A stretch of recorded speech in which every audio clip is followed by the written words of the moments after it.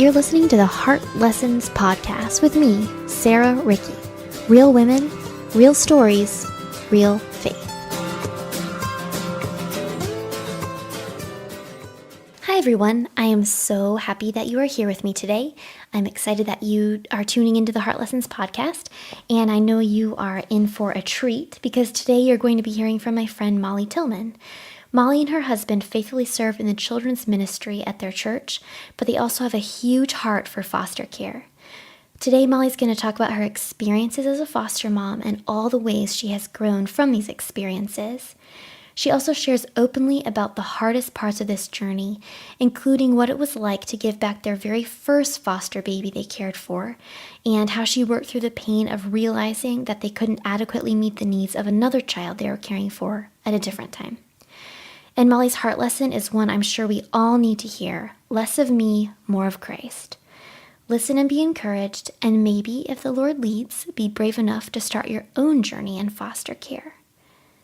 I know you're going to be challenged by Molly's words today. They're so wonderful and so genuine and just straight from her heart. And so here's my conversation with Molly. Molly, thank you for coming out to my house tonight. I appreciate it. I am looking forward to hearing what you have to say tonight. Thank you. Thank you for having me. So will you start out by telling us a little bit about who you are and what you do these days? Oh my. Everything. Yes. I am a mom of 5 children and now have a son-in-law.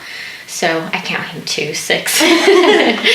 And so he doesn't require very much maintenance. Yeah, he doesn't. They're pretty good.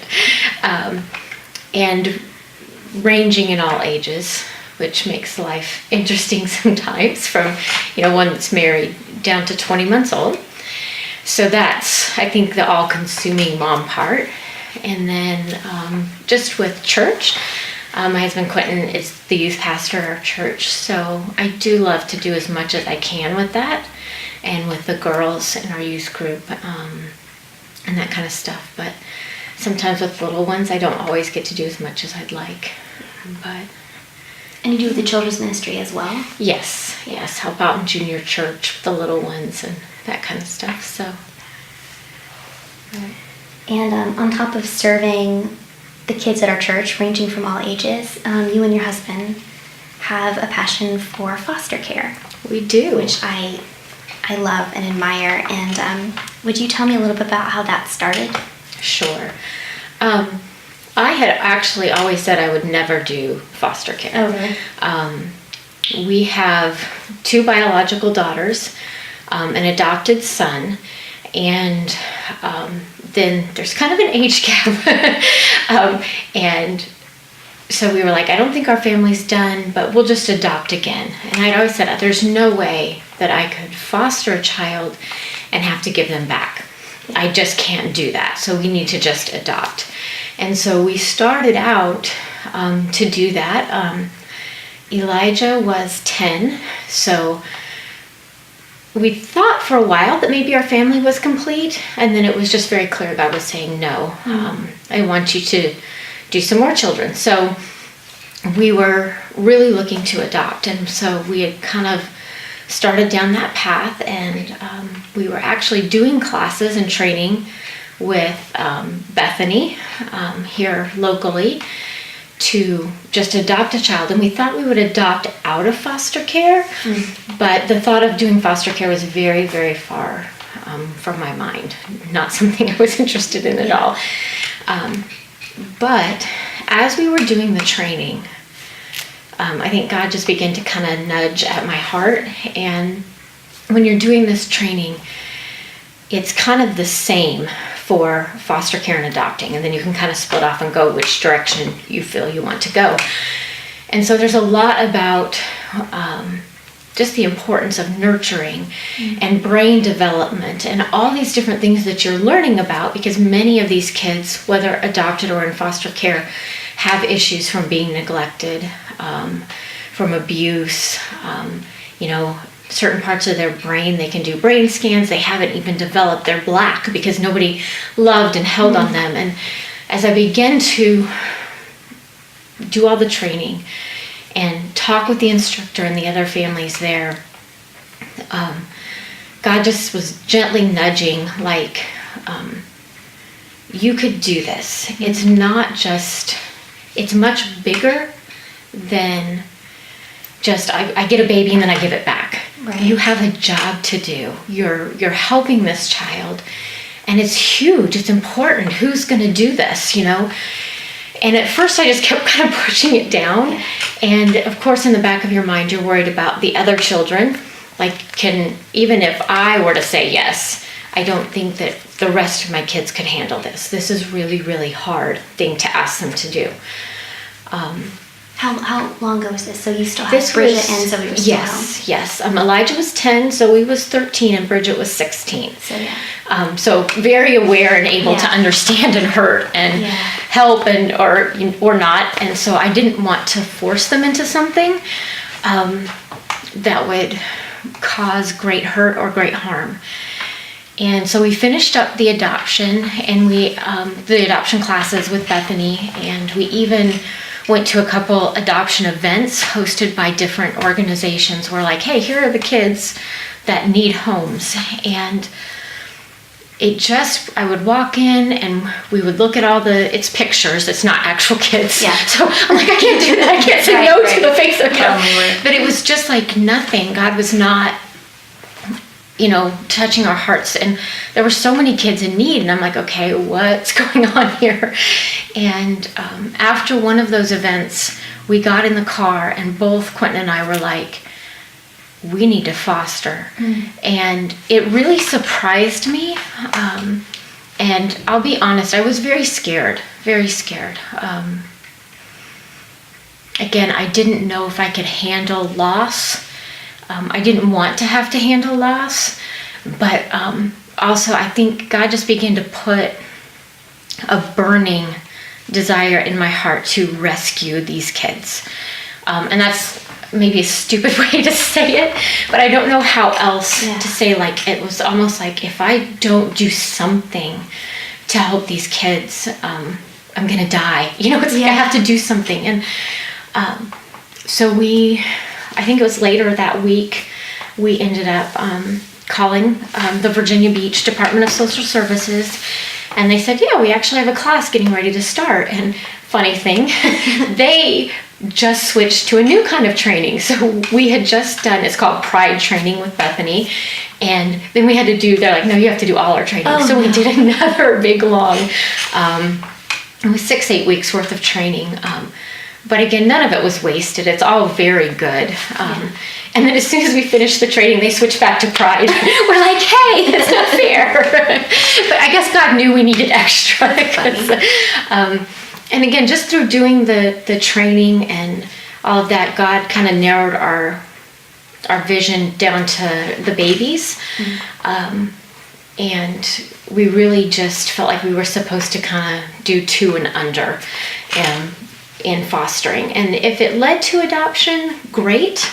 But if not, at that point, I'm like, Lord, I think I'm okay with, it's a different type of job. Yeah. And it's a different type of, I may just be in this child's life for a season, but if that's what you want me to do, I'm willing. And that was a really big change for both Quentin and I. And I should add to doing all this, our kids said yes. Yeah. They said this is an okay thing to do. And again, I think going into it, you're naive as to what all is included in it. But that's kind of how we ended up deciding to foster. That makes sense. No, that's great. What was that training like? I feel like I remember talking with you when you were going through it, and just the stuff you were learning and your eyes were being opened to. I mean, all levels of abuse and neglect and really horrible stuff. So how there were a couple nights and a couple things that are like, you have to kind of watch this video so that you see what is really going on in their home. And like, there were a couple times I'm like, I think I'm gonna throw up. Yeah. And they're like, we're not showing these things to you too. Again, it's yucky.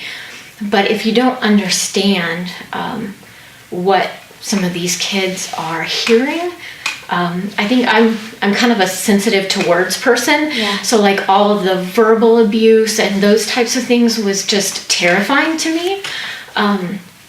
obviously the physical and sexual abuse was huge as well, and heartbreaking. And so there were nights that I'm just like, ugh, I can't think about this. I can't, I'm like, just trying to push it down. I do see the necessity for it. Those were my least favorite nights. There were a couple nights that it was like, this is really heavy stuff. And then it also kind of fired in you this sense of need to rescue, if that makes sense. It's like, oh, I will be here. And I don't know that there's very many moms out there that if you saw this in real life would not snatch that child and rescue. It's just sort of a God-given, I think so. That was kind of developing. And then I think really the thing that touched me the most, believe it or not, was all of the studies on the brain. And so we have these generations of children that, they don't understand cause and effect. They don't understand, it's like, he's lying to my face. He has, whatever he took in his hand, or and they're looking at you. I didn't. And they can't make those connections. And you have kids, again, all ages up through teenage years, that unless when they're little, they get that close contact, that touch, that love, that physical affection, the interaction, the eye contact, your face, that's what causes all the synapses in the brain to fire and connect like they're supposed to. And when that isn't happening, they've done brain scans where there's just dark spots. And again, you can go back and help them to learn to connect, but you cannot skip it, if that makes sense. Like, you can't just say, oh, he'll catch it eventually. Now then you have an 18-year-old who has no idea that, like, really, I just shot this person, I took their life. There's no cause and effect of me firing this gun and destroying families. They can't do that. And that was just huge for me. I'm like, oh, if I can take even a couple babies through my home and love them and help their little brain to develop so that they can survive in society, so that they can learn about a savior who loves them, have the ability to do that, then that would just be so cool. You're like part of the redemption story. Right. It's like, if I can get to be a part of that, that would be huge. And so I think that was one of the biggest things in training that I enjoyed the most. And I think I read probably the most books on the brain development. And what that causes and how to work through some of those things. So, like, these children actually have kind of broken brains. They do. They really do. And it's hard to see because you have, again, you might have an 8-year-old, but all of his behaviors, emotionally, physically, everything is that of a 4 and 5-year-old. Right. But they're big. And so it's very hard as a foster parent, or as even their workers working with them. It's like, this is a big person disobeying and being naughty in really big bad ways, but they don't understand and they don't see it, and you have to almost switch it in your head to pretend you're looking at a 4-year-old in my response to him, because he's not going to understand if I address him like a normal 8-year-old that has been raised in a loving home. That's really interesting. Correct me if I'm wrong, but I think with your very first placement, the little baby L, I think. Yes. Right? That was his first initial. I think your worst fear came true with that first. You had to give him back after a really short time. So what was that like? That was really hard. Yeah. You're like, this is what I didn't want, Laura. Right. And it was really the dream call. You only have sometimes you might have a day. Most of the time, I found with the infants, you have hours. They'll call you, hey, can you either be at the hospital, can you be here and pick this child up? And it was really like your dream call. This is a brand new baby. He's 4 days old. Can you go get him from the hospital? And so we did, and I remember we were laughing walking out of the hospital. I'm like, I feel like I'm going to get arrested any second. Like, you just took the baby? Right, because you do all of this training, and then you walk up, and the nurses are like, oh, that's them, and the hospital social worker, and then they just hand you this kid. You're like, this feels wrong. Like, I just stole somebody's baby. It was just so fast when it finally happened. We still kind of laugh about that. But then, and of course, because he was our first one, I felt that I shouldn't say a closer connection, but I think friends and family were able to celebrate a little bit more, because it's like, oh, it's the new thing, it's finally happened, something they've been training for. And then after 4 weeks, he went with family members, was able to be placed with family. And it was a good situation. God was very gracious to us in that the rest of his birth family that would be taking him home were very kind. They thanked us over and over, and that's really been the only time I've ever been thanked by my birth family, and I can explain more about that later. But God was very gentle in that respect. It was our first time with the court system, going to court and seeing how that worked. And I have to be honest with you, we walked out of court and they're like, okay, bring him, they'll meet you at 4:00, and that was like at noon. You have to bring him back at 4:00. I'm like, no, I don't want to. And that's fast. It was fast. And I remember being angry at the judge. I didn't think it was fair the way that she had ruled on everything. It just seemed fast. And but as the day progressed, and as we were processing through, God really helped me. And it kind of took probably about a week for me to see the wisdom in what the judge, she had kind of ruled quickly because it was stable family. And she knew the longer he stayed with us, the more attached he was, and it was actually a better thing to place him early. And now looking back, and again after about a week, I began to be okay. I won't be so angry at her. And now I look back and I'm like, that was really God's grace that we didn't have him for another 5 or 6 months while this family was doing home studies and that sort of thing.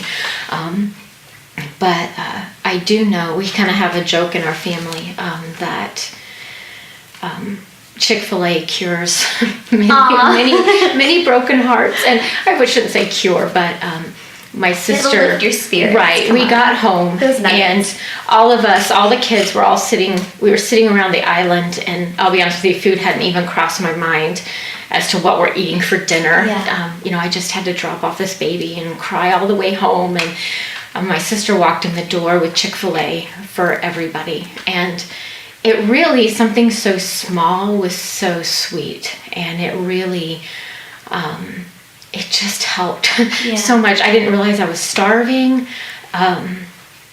and the kids too. And I remember we were sitting around the island, and everybody's teary-eyed between nuggets and Chick-fil-A sauce. And I felt I was struggling with, what have I done to my family? This is harder than we thought. Again, you kind of walk in, okay, Lord, I'll do this, and I can do this, and I'm going to help them, and their brain will develop, and but when it comes down to dropping that little baby back off, it just hurts. And I was like, what have I done? Here are all these sweet kids that really had just loved on him unconditionally for the last 4 weeks, bawling their eyes out. And I just looked up and I was like, well, what do you guys think? Can we do this again? What are we supposed to do? This is really stinky. And all of them, and I forget who spoke first, but it was kind of like little popcorn. And it was like, well, we have to, right? And that was just, I remember that as a really sweet, sweet moment for my family, and a proud mama moment where it's like, they get it. They get what we're doing, even though it's painful. There is a purpose. And in the case of this little guy, he went from the hospital to our home to loving family, and he never had to experience abuse or neglect at all. And for some reason, God allowed us to be a part of his story. And so I still pray for him. He'll be 4 this year, which is kind of crazy to think. But again, I don't know what the end of his life will be, but God does. God does. So that's something you had to surrender. Yes, definitely. And I think I really struggled after that, because you don't know. Sometimes you can have contact with the families they go back to, sometimes you don't. And I struggled, I don't know if I'd say a crisis of faith, but maybe it was, with just trusting God. Are you sure you have their story? This could go really, really bad. And I don't know, maybe I'm the only one. It's so hard for me to understand why God allows the abuse in the first place, and these situations, and some of these families that are doing horrible things to children to even have them. Some of these people are on 13 and 14 kids. Right. And I'm like, Lord, I know these sweet families that can't have children, and I don't understand. And are you sure you know what you're doing? And can you make this beautiful in their lives? And I struggled a couple months with that, just wrestling. It's like, I know what the biblical answer is, of course, and you know it, but like really making peace with that, to where I can say, Lord, yes, you do have their stories, and I can be at peace with that. I don't have to wake up in the middle of the night panicking for them. You have this. And after the little baby went home later that afternoon, I just needed some quiet. I went and laid in my bed, and at first I kept twitching, like, where did I put the baby? Because you're so like on guard, especially when it's not familiar, and so I kind of like, it's okay, calm down, be at peace. And I really felt God just saying, you did the job I asked you to do. Good job, it's okay. Yeah. And again, it doesn't take the sad away, but it was like, you're right, that this is what we signed up for, and it's okay. It was okay. You could rest there. Yes. And that was very sweet. I really claimed that a lot. Like, Lord, am I doing what you asked me to do with this one? Are we done with this one? Are we not done with this one? Can I be okay if you say I'm done with this one? But just realizing that, God you gave them to us for a reason. We won't know why till we get to heaven with some of these babies. But I just wanted to do the job he asked me to do well. So I think that's really good. And I think that's all we can do. Yeah. He gives us, we're supposed to run the race that he's given us. And it looks different for you, and it looks different for me, but like being able to rest in that, like, this is what you gave me, God, I'm trying. Did I do okay? Is this okay? Are we done? Did I do what you ask? Well, and so I don't think any parent can say, at least I can't say, I've always done it great every day. Right. There's some really hard days, but as much as we could, we loved each of them as they would either stay or go on. And there's another little guy that I wanted to ask you about. His name was S. And I don't know how long he was with you, but it was for more than a month. Yeah, it was like 3 or 4 months maybe. And it became apparent over that time that he had some pretty deep emotional scars that your family, I don't want to say, I guess in some ways you weren't equipped to handle, and so you had to get him to not a special needs family, but someone who was like qualified to handle emotional issues of that type.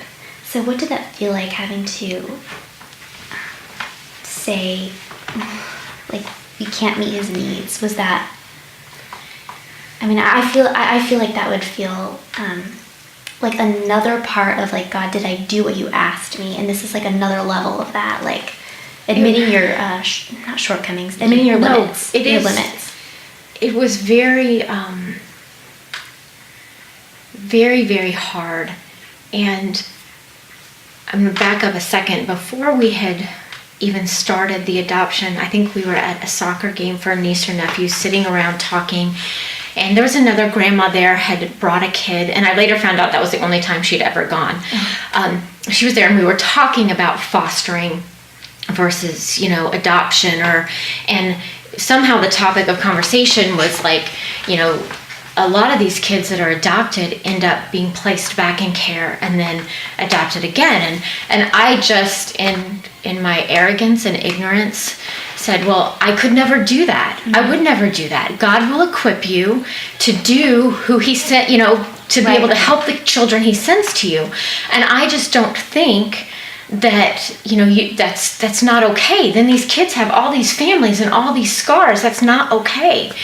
And this lady just sort of very gently piped in, and she was maybe 50s, 60s, and and I don't even remember her exact words, but she said a few things like about, some of these kids are pretty damaged and need some special. She was just very gently kind of nudging, and trying not to say you're wrong. Yeah, very, very nicely saying you're wrong. Right. But I still felt pretty firm, and I think some of that was maybe I felt like I had to, in order for me to walk into this, I had to feel like God was going to equip me to do it. Yeah. And I didn't ever want to fail a child. And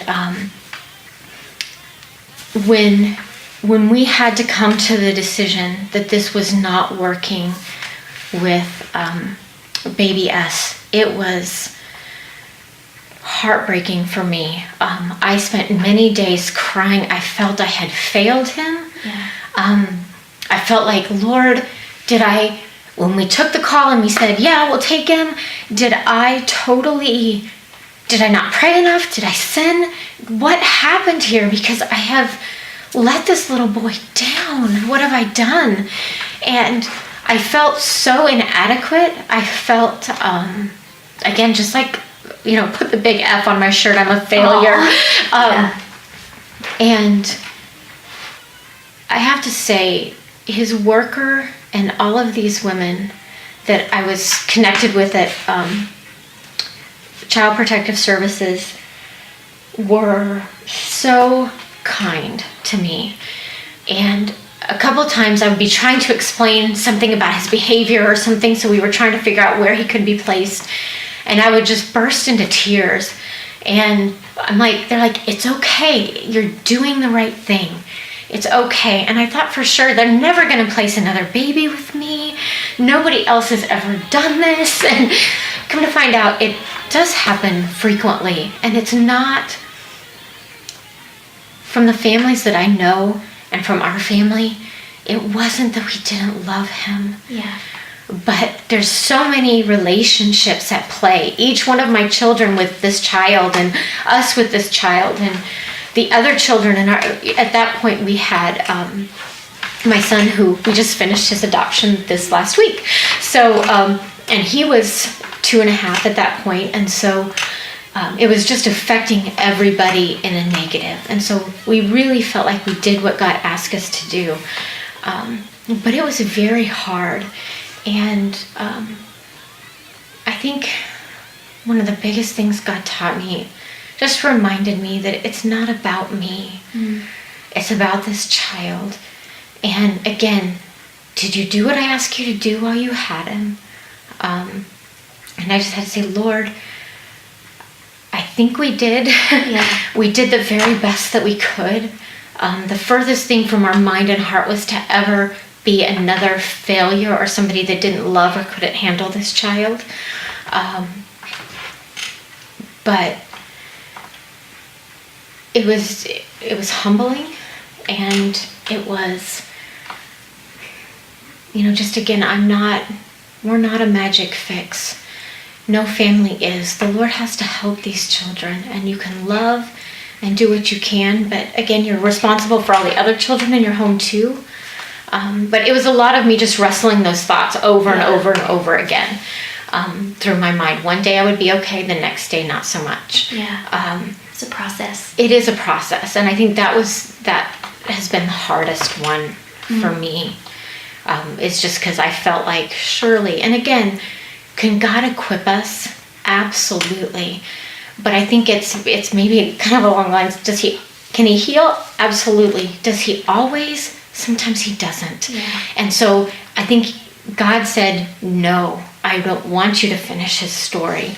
And then you're like, well, did I do something wrong? I'm not a good mom. I couldn't finish it. But God is like, no, you're done. That's enough. You did what I needed you to do, and now he needs to be somewhere else. And it was probably a year after that, they have appreciation banquets for all the foster parents, and we just sat down at a table. We didn't really recognize anybody at the table until this lady looked up, and it was that lady that had been at the park. And we got a chance to talk, and I got a chance to tell her what I remembered her. I remembered her words when I was struggling through all of this. And I think we both ended up like wiping tears away. She's like, I was used somehow. And I was like, oh, yes, you were, in a big way. And I did apologize. Like, I'm so sorry. I didn't understand, and I didn't know what I was saying. And it was a very sweet lunch when I got to visit with her and her husband. So I just thought that was a neat connection. And again, she told me she had never gone back. It was either a grandchild or a friend's child she was just helping to watch, and she had never been to another game since or before. And it was just a God-timed intersection. He knew I would need that later. So that's great.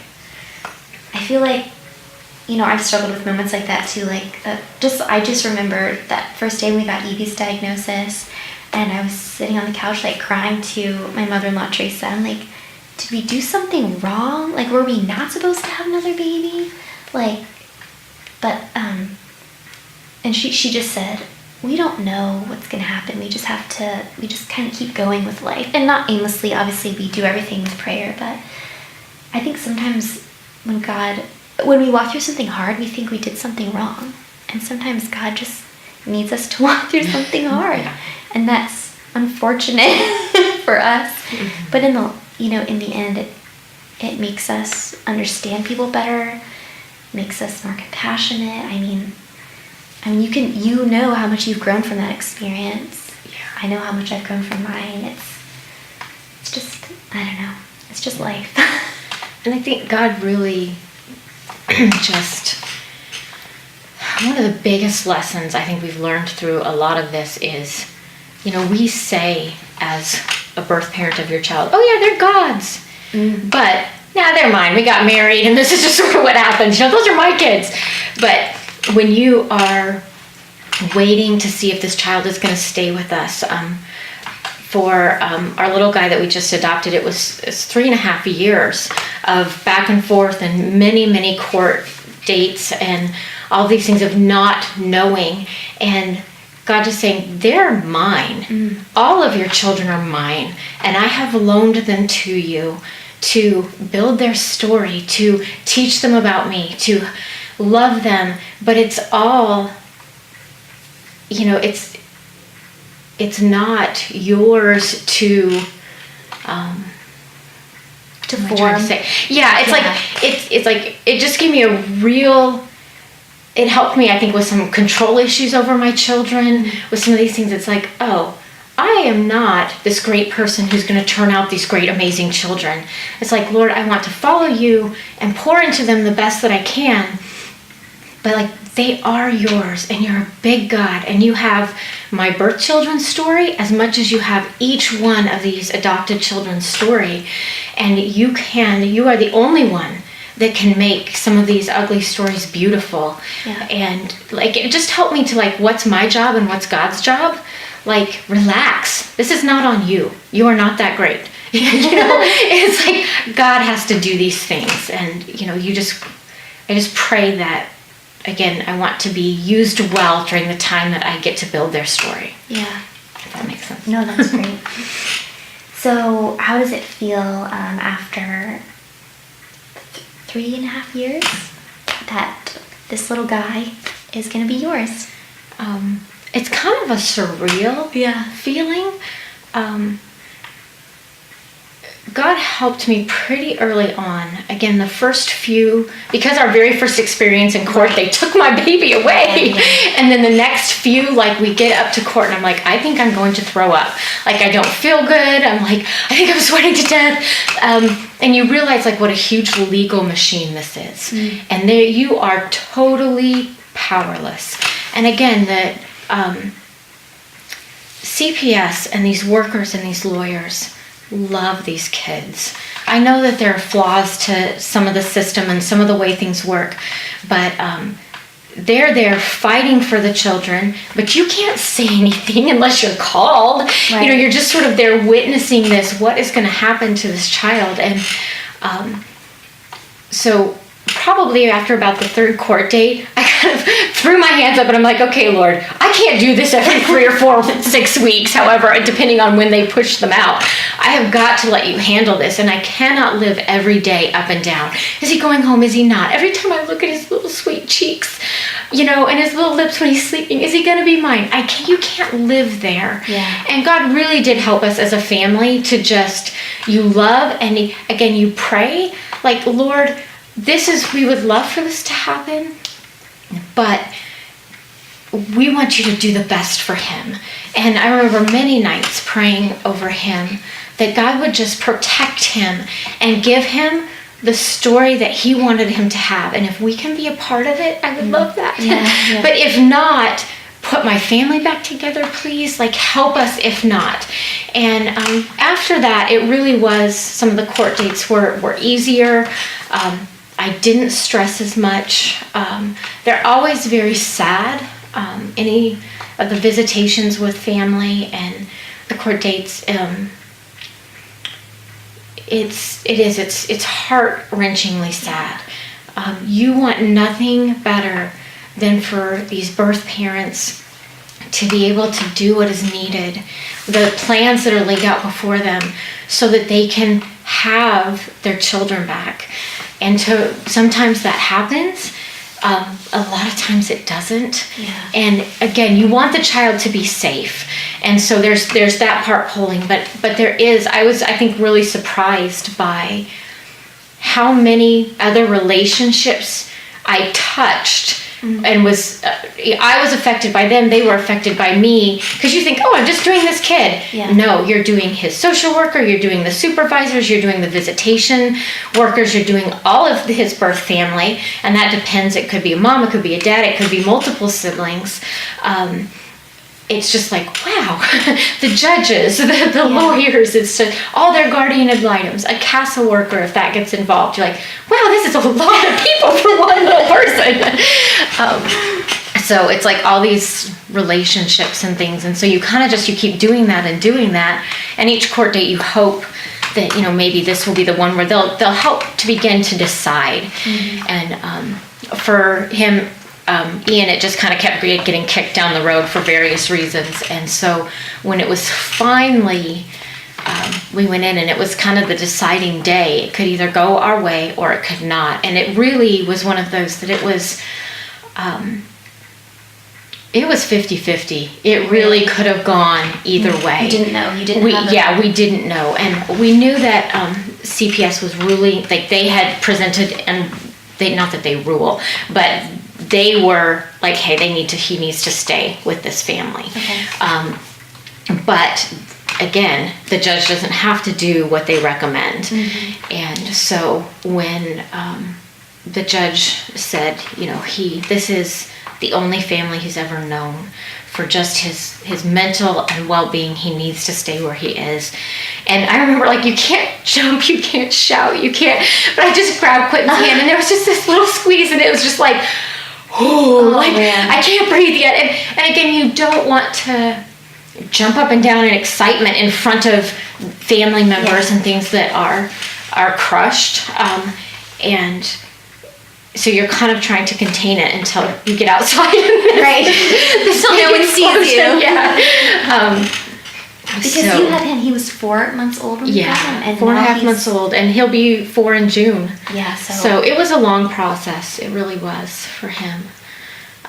But I'm excited. We just got to fill out all the paperwork, like what his legal name with our last name, and that is you're just like, whoa. Yeah. Like, and I think when it finally happened, you're like, okay, Lord, you're so grateful, but then there's also a piece, I don't know, that I don't want to say I knew all along, but there was just a piece with how he handled it and how he helped us handle it through the whole thing, if that makes sense. Yeah.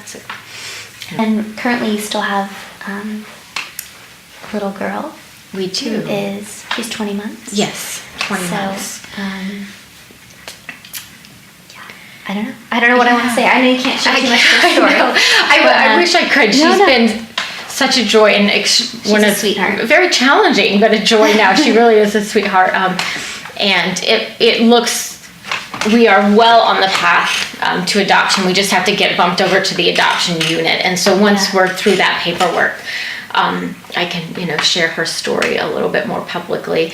And that's really actually been a hard thing. I totally understand we need to protect them, social media and all that, but I really sort of disappeared off of Facebook, and it was just kind of hard, I think, as a mom, because you do want to share your family, and you're seeing all these other people and their babies, and it's like, I don't share my family, and it's like, no, I really want to, right. But I just can't. And so, and at any family events, we all go to the beach, like, how can I crop out the little ones from my big ones? Right. They're holding them most of the time, and so it's kind of that's probably one of the hardest things is feeling a little bit isolated with that, because you just have to just protect them a little bit. So it's not really out there for everybody. It feels like maybe you can't like fully embrace. You want to fully embrace the family unit that you have, but you can't quite display it like the rest of us. Right. Maybe. Yeah, I can imagine that'd be hard. Mm-hmm.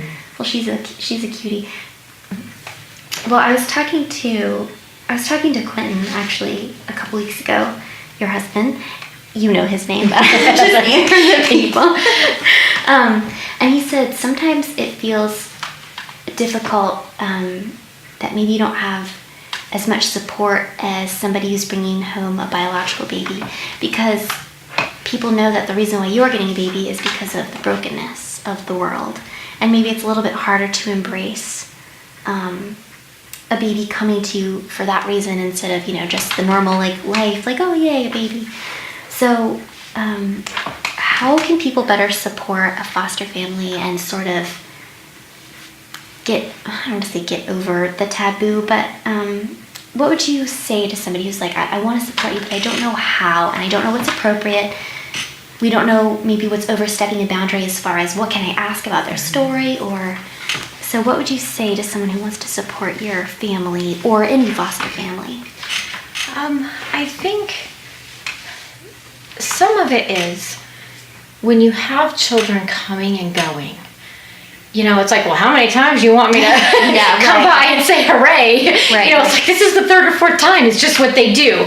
And I do have to say, our family and our church have been incredible in the sense of supporting and loving these children. But it is I think sometimes when you are doing it, and like I said, you have to kind of pull off of Facebook, you have to pull off of some of these things, and it's pretty,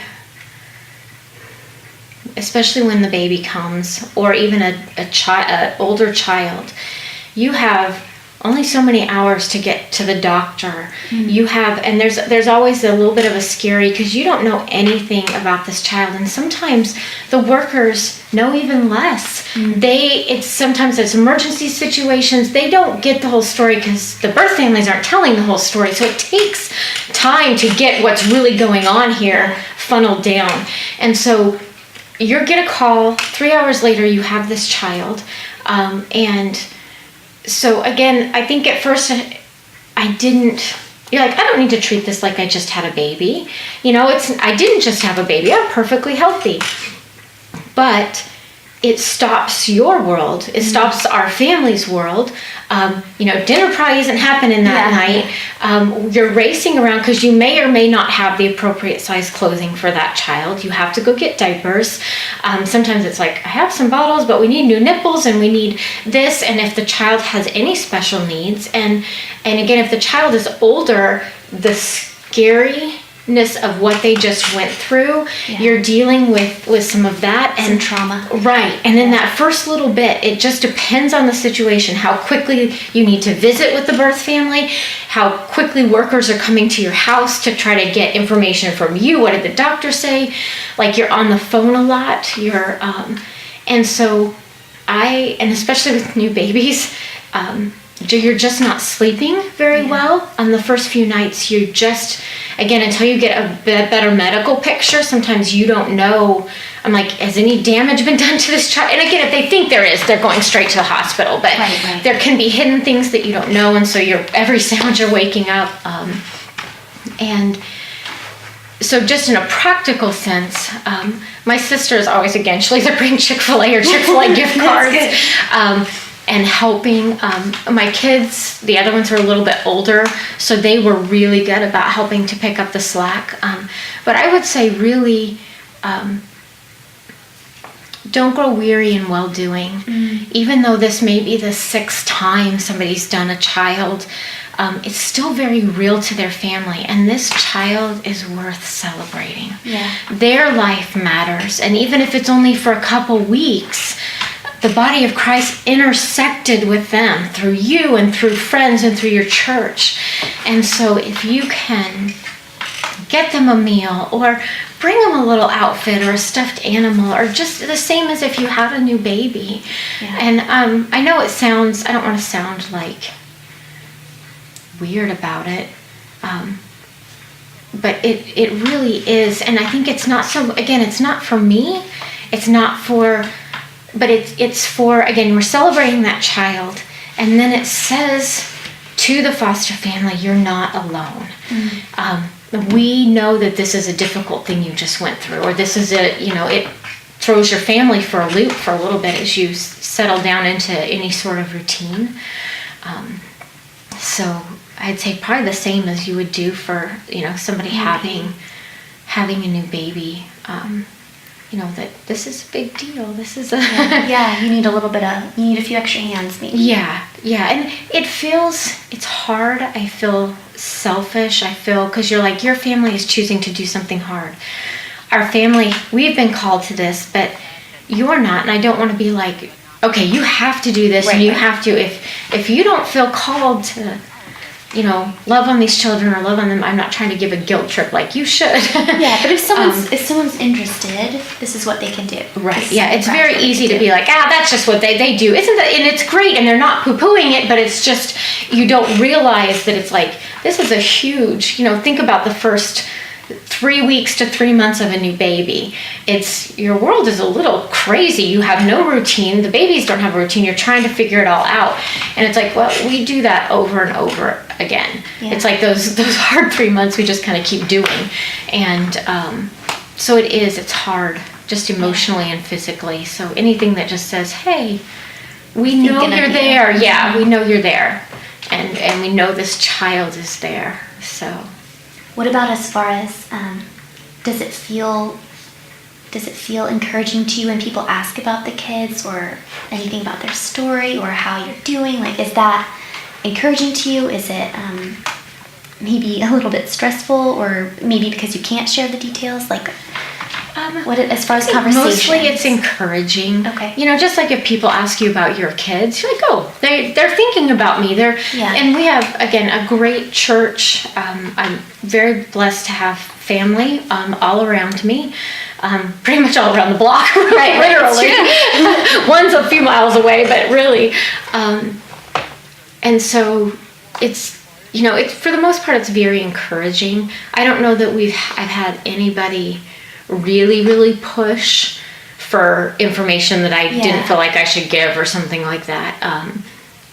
But Yeah, I think mostly it's just, like when people ask you about Yeah. your kids, it is encouraging. That's good to know, So- because sometimes I felt like after I would ask you something, I'd be like, oh, maybe that was too nosy of me. Like I didn't want to, it's not like I was like, ooh, tell me their story. Like I really just was trying to. No, and So most anyway. of the time, okay, you're asking because you love our family, you're invested in our family, and I have no problem with that. Yeah. Sometimes, I'm at the grocery store, just like the other Right. day we finished checking out, and the bagger said louder than I think he meant to, and he's like, well, now that's a blended family. No, sometimes people don't know what to do with me, and because my girls are older, sometimes they'll think they're theirs, but then it's like, it depends on who I'm with, because we have all different races going on, people kind of scratch their head and don't know what to do with me. So that's funny. I totally forgot what I was saying. Now I forgot what I was asking. Oh, being nosy with questions. Right, so sometimes in a store, people will say something, or sometimes I do get a pretty blunt, are those yours? And I usually just say, yeah, and smile. And most of the time they leave it at that. I haven't really had too much. Yeah. You don't have to fully disclose. Well, actually, this one is loaded. Yeah. This one is this one is that, Yeah. That's good. That's good to know. Well, we kind of discussed this, but I've read on many blogs about fostering that people often justify not fostering because they say, like you said, I don't want to get attached. And every blog that I've ever, or article that I've ever read, in response to that question from an experienced foster family says, that means you're doing it right. If you get attached and it hurts when they leave, that means you did it right. So what would you say to that? I would definitely agree. Yeah. When we first started, I did have some people like, okay, you need to guard your heart. And that's impossible. It's impossible for you and for your kids. And again, if we do our job right, they become a part of our family. And that's really what these kids need, is a loving home with a mom and dad that functions like a family, a dinner time, we go to the park, we do these things. And I think sometimes we forget we live in a nice, clean, sterile world, our environment, the people we choose to fellowship with and to be around, that is like a foreign country to these children. And it's to be able to show them that is huge. That is our job. And again, I think I try most of the time to remember, it's like, remember when you said those things? Because you thought you understood. And it's like, so sometimes when people say things, it's like, again, it's just because you're like, oh, I could never do that. You could have God asked you to do it. Right. You really can. I am not an amazing, special person. Our family is not super, superly gifted to do this one thing. It's not even a word. But, No, it is. It is now. Superly gifted. But it's like, you can if God asks you to do that. Yeah. And again, once, like I said, the training and all of that really changed my perspective of what is your job. And so with that, I would just say maybe a caution is if you're thinking about fostering just for the sake of adopting, I'm not sure you could survive, because I think I've seen it play out a couple times where their heart is so right and they so desperately want to be able to adopt, so they foster to be able to get small children, and then when it begins to not go their way, whether in court or whatever, it makes you kind of against the birth family and against these social workers, and it's like, I have to fight for my child. I desperately need this child. And instead of working as a team, in the beginning, it's very unclear as to whether or not they can get back to the family. And sometimes it's unclear for years. And so my job, when I signed up to be a foster parent, when I went through this training, is to work with this family, and if at all possible, get them back into a healthy environment where the parents have done all their training and are now better equipped. And you've been able to touch those lives. And so I think God really helped us to see that as our job. So it's been a very, I'd have to just say, amazing experience with all the different people I've had the privilege of meeting. People, master's degrees that have poured their lives, 20 plus years into trying to love and serve these children. And then you come in for a visit and they're asking me questions like, what do you think? And what do you, and you're like, you care? Like, I'm part of this amazing team that is pulling for all the kids in our area. And it's kind of a very surreal thing. But I think if God had not, and again, it's like I'm open to adopt. We did hope that maybe eventually that might happen. But if you go in with that as your goal, it could it could be very discouraging, very heartbreaking. Yeah. And just leave a yucky taste for all concerned that way. No, that's good advice. I don't know that I would have thought about that, but yeah. What do you think fostering has taught you about God and how He sees us?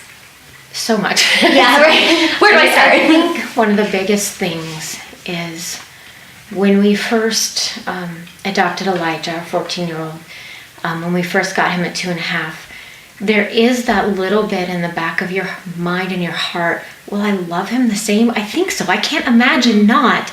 But there's a little bit of a panic. Is this going to feel different? And when you see him or her and you hold them, and I know the bonding happens different for each mama. Sometimes it's right away. Sometimes you're working so hard to keep them alive and safe, depending on the situation, that it takes you a minute to even catch your breath to think about bonding with this child. But I think it's just been so amazing to me that it never even crosses my mind that they are not my biological children. And that is, I think we're reflecting God in the way He created us to be able to do that. Because at salvation, He's like, you become my son. You are no longer, and this just, the first time I read some of the wording, the legal jargon, the wording with Elijah, I sat down one afternoon and I remember clearly sitting on the couch and just bawling, because it's like, your bloodline will no longer be this other family. You are now this new, they legally consider you to have the bloodline of this family. And you're like, wow, God, you don't view me as not your biological child. When that adoption occurs, we become His child. And when you see that reflected, you're like, wow, Lord, I think I'm reflecting your creation. We're created in His image. And I think we reflect His image in that whole picture. So I think it is a beautiful picture of what He has done for us. And I think about it often. He is the rescuer. Yeah. So. No, that really is beautiful. And you had it in like such a tangible a way. Tangible picture of this. And it's like, Lord, this is how you feel towards me. And that it does help. It has really helped my walk. And just how I view God. And how He sees you. Yeah. So what would the Molly of almost 4 years ago, who just started on this fostering journey, what would the Molly now say to that Molly? What would you tell her? If you could, go back in time. Wow. You look real good. You're looking good. I think that there is grace for you as you walk and as you learn. God is very gracious, and every slip or fall, or if you think you did something wrong or said something wrong, He's like, it's okay. I forgive, and you move on. And I tend to be kind of hard on myself and not very quick to forgive shortcomings, and it's extremely humbling that God said I could parent this child for a little bit. And then all of a sudden, I think to the forefront of my mind come all of my shortcomings. Like, I can't help this child. I'm not right for this child. Every time you raise your voice or you're harsher than you meant to be, it's like, I'm so sorry. I'm so sorry you're stuck with me. But just that it's like God does know, and he loves you, and you do your best, and just rest in God's grace for me, and to just be more gentle, I think, on myself. Again, when you take a baby, it is a crazy 3 months, and I kept thinking I had to just do, here's your routine, here's your thing, and it's like, I can't do this. This is really hard. And I think being able to say it's hard. And I don't know if other adoptive moms or foster moms feel this way, but sometimes it's like, well, you actually went out and chose or paid for this child. You're not allowed to complain, or you're not allowed. But it's like, it is okay to say, I need help. This is really hard. And working through all that, it's like, you are not, obviously I'm not perfect, but you're allowed to be not perfect. Yeah, allowed to fail, and allowed to learn. We learn sometimes by mistakes that we make, and it's moving from that and allowing God's grace to fill us back up with joy and not dwell in mistakes. And I think the whole experience has been a lot more humbling than I anticipated. When you realize the birth families that you're working with, and all the pain of all of these people, and somehow I'm mixed in this group. We're sitting around this round table discussion. It's like, why am I here? What is the purpose? I kind of got off that answer. Sorry. I'm rambling.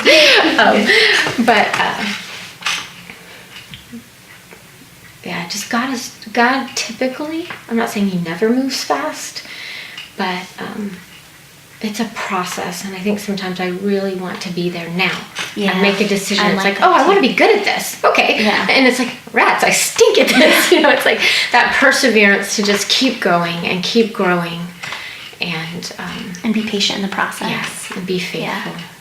That's hard. That's hard for me too. I want it now. Yeah, I should be good at this, but I'm not. Okay. So this is Heart Lessons. So I know you've shared so much of your heart already, which I just love. I just love doing this. But what would you say your heart lesson has been that the Lord just keeps whispering to you, that you continue to fall back on, that is kind of maybe your heart song? God really gave me and is giving me John 3:30.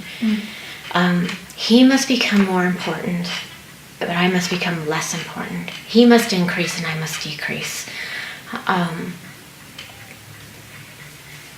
To just be used for a little bit, and to quit trying to figure out what my job is, in the sense of, like, okay, I've got to fix this problem and fix this problem and do all this. It's just like, you know what? It's about pointing these kids to Christ, loving them, and hopefully all of these people that we touch, whether it's workers, I mean, we really have a lot of workers in our home all the time, to be real. Sometimes they come in and it's dishes all over the place, and it's just realizing it's like, it's not about me. It's about God and what he's done. And again, he is the perfect example of rescue.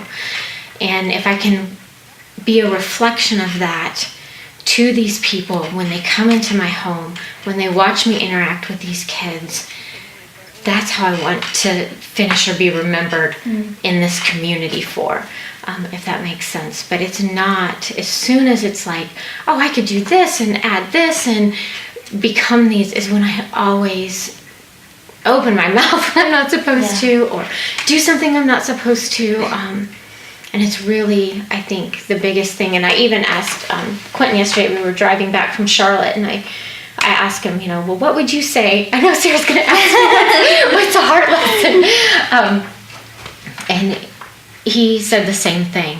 He said it's just, the whole thing is humbling. Yeah. Like it's not, you're not as big a deal as we thought we were going to be. Right. We need more help than we thought we were going to need. My mom and sister and church friends, and it's, just, he is big enough to, he started their story and he will finish it, and he's big enough to make it beautiful. And, again, it's just humbling to be able to be a part of that. Yeah. To know that, it wasn't just our genetic genes that made this child. It's like, Lord, you chose to place them here for some reason. Yeah. Help me to be a wise steward of that. Mm. So. And that mentality also might, I imagine if I were in your shoes, there might be times when I feel taken advantage of, or like, is anyone appreciating me? Like I think you said, like you've been thanked one time, but that scripture, he must increase, I must decrease. I think that would help with that. It does, because like when you think about it, these families, they've come in and taken their children, and then they hand them to me. Mm. And so you don't say anything with your words. You're trying to be supportive, but they need somebody to blame. They need somebody to be angry at. And then you're standing there representing the perfect mom, even though we know we're not, but that's kind of and so to be able to reach them and work with them and get past that. And sometimes you can't. I mean, I can't tell you how many times I've been ushered out the back of the building so as not to accidentally intersect with one of these family members. And it's like a reminder. It's like, Lord, why am I doing this? And I really was very content to be home and then it's like all of a sudden here I am interacting, our lives are intersecting with all of these people and in this strange, bizarre way. I remember the first time they had to usher me out the back, I'm like, what am I doing? This is so weird. It's because you're a celebrity, Molly. That's really what it was. And you're like driving out, like making sure nobody's following you. That's scary. It's just kind of it's like, wow, I just never thought that I would be here and that it would be like, oh, this is what we do. And it's a gradual thing. But, although I've known people that their first child was extremely traumatic and everybody's like, we've never had a case like this, and it's this huge ordeal. So I think God gives you what you can handle or what he wants you to handle. Right. So. How would somebody who's interested in fostering start their foster care journey? What's the first step? I'm sure it varies state to state. But. Would be to just call your local Child Protective Services, the Human Services building people, and they will transfer you to who you need to talk to. And then it usually starts with, you have to get into their next rotation of classes. Okay. And, there may be, sometimes when you call whoever you talk to, you can ask some questions if you think, hey, this might disqualify me or our family. I know we have like a lot of questions about how number of bedrooms can kids be together. Yeah. And again, you hear, unfortunately, bad speaks louder than good. Mm-hmm. And so you hear a lot of bad stories about, it was this horrible experience and but it has not been our experience. And there's, I think right now in Virginia Beach, there are 77 families. Oh. Most of them I've at least intersected at a meeting, some really, really amazing people. So it's just, I don't know, it's a good experience. Yeah. If you think God might at all be leading you that way, just call and start asking questions. And there's also an organization here locally. It's in Virginia Beach. It's called Connect with the Wish. And their website is actually connectwithawish.org. Okay. And they It's a nonprofit organization. The founder has adopted 3 out of foster care, I believe. I know at least one was from foster care, 3, but she just realized, I'm going to support these people. So if you feel like God isn't calling me to do that, but I want these other foster families to know they're not alone. We love you and we appreciate what you're doing for our community. Then you can contact them, donate to them. I know at one point our little bitty grew really, really fast and like out of everything. I had just bought, $200 worth of clothes, and literally within 3-4 weeks she was out. Nobody had any idea she was going to grow that fast. And her worker called Connect with a Wish, and like the next day, I thought it would be whatever, the next day, over $350 worth of clothes, like children's place and jewelry. Like you could tell somebody had fun and joy packing this bag for our little person. Like it was super encouraging, and it was sweet for her, but it also said, hey, we appreciate again what you're doing. So that might be, if you're like, maybe I'll start there before I can, dive into, they really are. They do races for foster care. They do lots of different things. They do, this last year, a huge Christmas thing.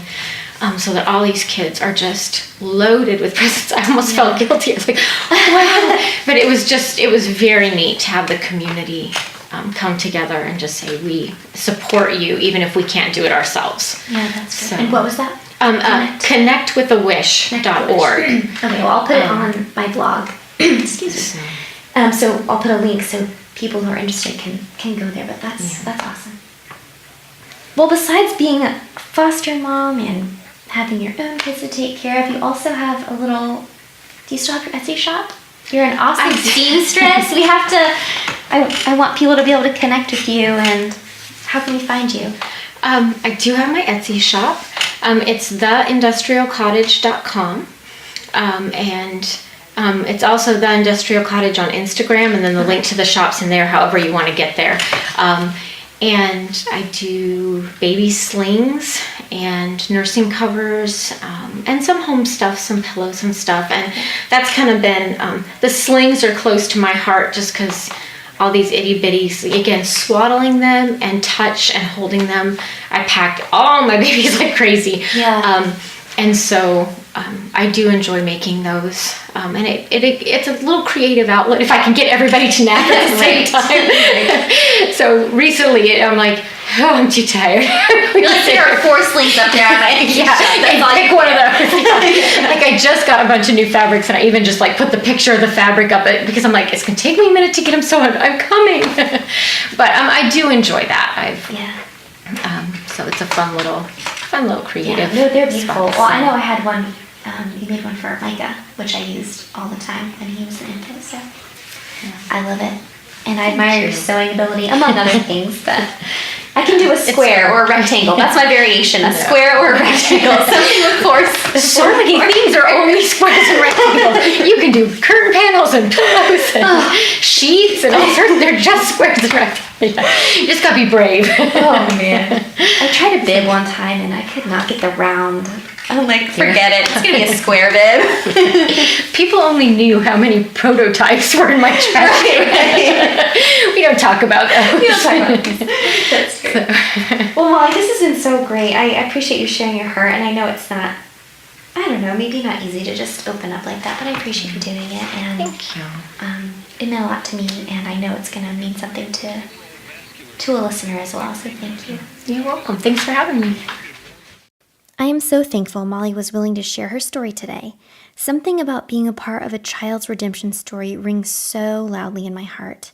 And I'm grateful for Molly and many others who pursue this worthy calling. If you're listening today and happen to be a foster parent, I want to truly thank you for all that you do. I loved what Molly said about investing in children being so not about you, but about them and the story God is writing for them. That is really, really humbling for me to think about with my own children. It's not about the mother I want to appear to be and what I want my kids to appear to be. It's about being a good steward of what God gave me and trusting that with much prayer, He will use me to do His will in their lives. If you're interested in becoming a foster parent, don't forget to take a look at your local CPS, Child Protective Services, and Human Services website and see where to begin. I know it kind of varies from state to state, but if you are local here in Hampton Roads, you can visit bethany.org to get started in your foster care journey. That's the agency that Molly and her family used. And if you're interested in supporting foster families but not actually becoming a foster parent, you can visit connectwithawish.org, and you can donate money and clothes. And I know Molly mentioned that they do like walks and 5K runs and that sort of thing. So that's a great way to support foster families without, if you don't feel like you can actually foster a child. That's a great way to still be able to help. And I'm going to have all these links available on my blog at sarahrieke.com, so you'll be able to just go and click on those and check them out. If you'd like to connect with Molly, you can find her at theindustrialcottage.com. You can find her on Instagram at The Industrial Cottage. And if you go on Etsy, you can search for The Industrial Cottage, and that's one word. And you can check out all her cute little baby slings and pillows and other little home decor items. And she's really gifted in that area, so go ahead and check her out. And don't forget to connect with me too this week. You can find me, probably my favorite social media outlet is Instagram. You can find me at Sarah_Rieke, that's Rieke. You can also find me on Facebook, Sarah Rieke Writer. And if you go to my blog, that's an easy way to be able to I have little social media icons at the bottom. You can just click on one of those and find me and connect with me this week. And I would love to hear from you and hear how Heart Lessons has been touching you. So as always, thank you again for tuning in, and if you haven't subscribed, please do so, and then you won't miss an episode, and you can stay current with all the Heart Lessons podcasts and all my wonderful guests. And as always, I hope that you were able to come away with a heart lesson today that can help you draw closer to the Lord.